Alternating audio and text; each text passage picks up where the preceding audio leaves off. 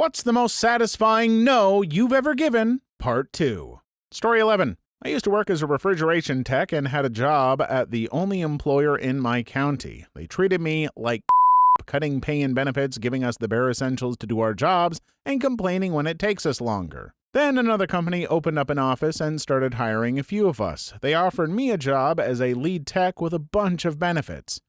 These folks and I clicked, and I knew we would get along. My old employer came to my house and begged me on a literal bent knee not to quit. They made this speech about how they would give me whatever I wanted. I looked this man who had treated me so bad and just said, "No, now get out of my house."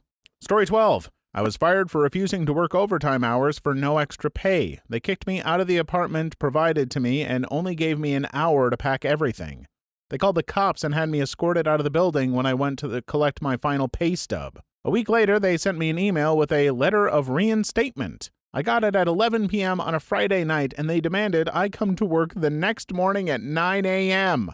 I respectfully declined. Respectfully? To hell with that. Send them a picture collage of you giving them the middle finger 100 times, or a picture of your dog's Screw those.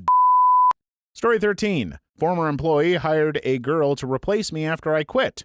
When she couldn't do what I could do, they told her to call me up for help. For free, of course.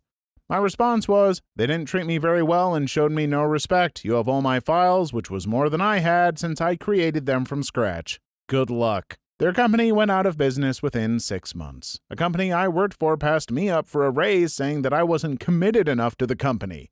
I quit the next day, and they hired a person to do my job. Then they hired another 2 people to do that same job. I actually can't believe they cost themselves that much. Any company that complains about employees not being loyal or committed enough is a company that doesn't treat their employees well. You want your employees to be loyal? Earn it. Story 14. My previous boss was a so I eventually moved to a different department in the company to get away from her. This department has to vet the stuff that my old boss's department does. The very first time I got to reject her was absolutely toe-curling euphoria. I'm in this exact same situation. I start a new job today in my current company in another department that is way better than the one I was in. The best part was, on Friday, my now former boss told me that I was going to be on a 6-month retainer to help her train new people. I told her no, I will not be doing that, and my new boss immediately backed me up. Story 15. When I was about 11 years old, I got pretty bad at school by 3 guys who were a year older. I had braces, glasses, and my ears stuck out a bit, so they would wait for me after school to follow me home while insulting me all the way there, calling me ugly, disgusting, Dumbo, and shoving me. Fast forward, when I was 18, I wore contact lenses, I grew into my ears, and my teeth were fine thanks to braces. I was going to college, did some modeling, and worked as a bartender on weekends. One night, these 3 guys came in. They stayed friends all these years, which is kind of cute. They saw me, but I noticed pretty quickly that they didn't recognize me but thought I was attractive. They kept hovering around the bar and ordering drinks. One of them seemed to get pretty serious. He kept coming to the bar the following weekends and just sat there trying to talk to me. One night he stayed until morning when I got off work. So he walked up to me outside the bar and said something like how he was falling for me and why I didn't pay any attention to him and if I'd maybe want to go on a date with him. I said no. I told him my name and what he and his friends did to me. He went pretty pale. I said that I'm not angry about this anymore, but that to him, this was just some but to me, it was years of insecurity to work through, and that I'd rather he just stayed out of my life. Hey folks, if you're at an age where you are other kids like this, I want you to know something. Even if the tables aren't turned on you like in this situation, and they probably will be, just know this. That rep can stick with you as you get older, and it's always an ugly rep to have. So many of the from my school days are the people that no one wants to keep in touch with. Story 16. Didn't realize how satisfying it was until a little ways after, but an ex-girlfriend was pressuring me to have unprotected intercourse very early in the relationship because she hated condoms. I said no for the reasons you'd expect. We broke up shortly after, and I found out she had been sleeping with guys for coke the whole time we had been together. Hey, seriously, even if she hadn't been doing anything bad on the side, it's still very important that your partner respects your boundaries with stuff like that, even if those boundaries aren't intimate in nature, but especially if they are. Story 17. When the company I worked for eventually noticed that there just wasn't enough work out there, decided they needed to reduce staff and roll 3 positions into one, and asked me, "Do you want to apply for the one position that'll remain?" I noped so hard that my boss's boss's boss scheduled a meeting with me to ask why I was so strongly opposed to staying. Story 18. I got into the University of Chicago PhD program for economics. I went to visit them, and man, all the people I met and talked to were such buttholes. Even though you'd think the idea would be to attract people to their program, they were doing the exact opposite. I tried to talk to them about getting more financial aid, and the guy I met with literally said, "Well, you're not as smart as the people we gave full financial aid to. If I'm not smart enough for your school, don't accept me into your school. Don't fly me out and act like total dongs." Then I talked to a professor whose work I really liked, who did interesting research about helping people in developing countries, and he was such a butthole. He basically told me he was going to be mostly teaching in the business school because that got him way more money, so who the freak cares about his previous research that was about helping people? I told them, no thanks, I'm going to a school that might not be in the top 3, but it's a very good program, and it's not full of buttholes. They were shocked. I don't think it ever occurred to them that I would turn down their super awesome elite program. Best decision I ever made. Story 19. When you get out of the military, you go through TAPS, Transitional Assistance Prep. Teaches you how to live like a civilian again. At the beginning of the week-long course, they have a reserve recruiter talk to everyone to sign up for reserve duty. I was ready to get out and move on with my life and told the recruiter I wasn't interested. He asked me if I like drinking and hanging out on the weekends because that's what they do. I said no. He looked at me like the butthole that I am and said, well, that's different.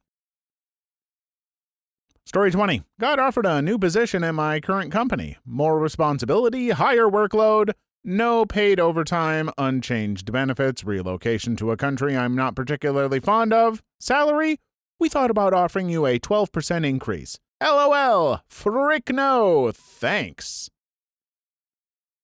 Story 21. My boss called to get me to come in on my day off to cover the crystal crunchy head who worked my opposite shift. Quote, if you don't come in, there will be no one to cover. Told her not to hire druggies and enjoyed my 4-day weekend.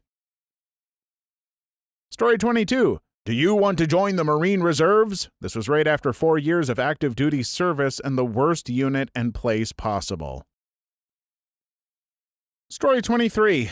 Ran into my psychotic, physically/intimately/mentally abusive, sadistic ex-boyfriend 3,000 miles away from where we grew up. Turns out we both moved to the same city on the opposite side of the country. What the F? He wanted to talk, kept bugging me in emails after this to hear him out and properly apologize. I caved in one night, met him in a very public setting with a bunch of my friends sitting at a table near us. I listened for a long time to what I thought was a pretty heartfelt apology with some nice words about how he has changed so much and doesn't treat women the same anymore, how he thinks about me and what he did to me, and how he vows to never do anything like that again to anyone. I felt pretty satisfied because for a long time I had lost sleep wondering and hoping he wasn't doing these things to any other poor girl. It took a lot of consideration for me to even meet the guy and listen to him, so at the end, when we were cordially saying goodbye and he casually says, "This is so good. I always knew we would end up back together," with this crap-eating grin on his face, I realized that this was all a big charade. His apology was worth jack crap, and he was still the same narcissistic freak he had always been. Most satisfying, nope, ever. What a C. Good on you. Story 24. We know you still have paid vacation days left, but we'd prefer you to stay and work. You'll get a small bonus. Nope. After quitting my crap job for my current awesome job. Wore per diem as an RN nurse in a hospice. They are short-staffed and consistently add days to my schedule that are in the part-time category. I asked for PTO for those months where I worked more than my per diem contract, and they said nope, because I was per diem and that category does not earn PTO. So now I say nope to any request from them to work any extra shifts. Saying no to unreasonable employers is honestly pretty important. Will it get you fired at some places? Sure, but holy crap, do you not want to work at a place that will fire you for refusing unreasonable things? I know we can't all afford to get fired from places like that, but keep it in mind. Story 25. My entire family telling my mom and I to give my baby niece back to her crystal crunchy using mother. My niece had been starved, abused, and hurt. I got to tell every sucker at that meeting, no. She still lives with us 5 years later and is the happiest, healthiest, kindest, most wonderful, darling girl in the world. God, people are so frickin' weird about moms. I'm cutting my neglectful alcoholic mom out of mine in my daughter's life. Everyone is like, but she's your mom. I don't give a frick. I'm not letting her hurt my daughter like she hurt me. Congrats on keeping that toxic woman out of your wonderful niece's life. Story 26. 8 years plus off and on with the same guy, and like an idiot, anytime he'd beckon me back, I'd come crawling. Didn't matter who I was with, what was going on in my life, I'd drop anything to try and make this relationship work. Along with a heap of other excuses as to why it would happen every time, one of his excuses was that he wanted kids, and it just wasn't happening with me. 2 years go by. I find myself a year and a half into a new relationship where I finally found out what a relationship was supposed to be like. My ex calls. He found out he was going to be a dad, but things had ended between him and the mom.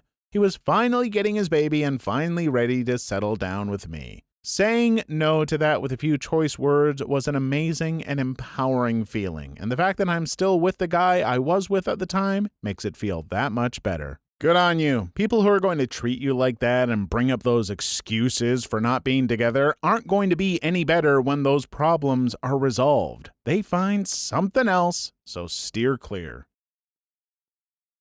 Story 27. My ex would tell me randomly when she was feeling down or her newest flavor wasn't giving her the emotions she needed. Finally, I told her to delete my friggin' number and never speak to me again. Delete my number! Arrgh! Story 28. My scout troop a long time ago for some reason. The parents who ran it didn't like me and my siblings. I have no idea why. Said one year that if we joined back up, the troop would disband, so we both quit. Then, later that year, they needed 2 more people to be able to go on a certain trip, so they invited us back. And we gave them the big fat double deuce. That's unfortunate. My brother's old Cub Scout troop had a woman who would nag on my mother for showing discomfort when going through chemotherapy. Story 29. Me and my buddies all used to be into opiates a little bit. A good amount of them are still stuck in that lifestyle. Well, one day I'm at a friend's house watching some football and another mutual friend comes by. He mentions he has some Opana and would let me do some for free. I know the cycle too well, and that free fix is the first one in a huge downward spiral of getting your opiate fix. All I said was, nah, I'm good, and haven't looked back since. Kinda wish those guys didn't use that crap anymore, but you can't help people who don't want to accept help. I have a friend that dabbled in a little bit of everything, then tried opiates. The next 2 years were a wreck. Luckily, she got away from that lifestyle and will almost have a panic attack if anyone mentions an opiate. She's absolutely terrified of them now. I'm proud of her. Good job getting clean, man. Opiates are no joke and have messed up a lot of lives, so folks, be careful with them. I'm no doctor, so I don't have solid advice beyond that, so just watch out. Story 30. An ex-girlfriend who cheated on me her first semester at the college that both of us were going to, I started a semester later, asked me if we could still be friends. I told her, no, friends are people I know I can trust, but I can't trust you anymore. Story 31. I work at a restaurant, and one day the duty manager, who everyone hates, is doing his thing where he makes everyone do his tasks and then gets angry because we close late because of the extra work. He always seems to not notice that part. Because we finished late, he asks for a ride to the road a block over, else he has to walk 10 minutes home.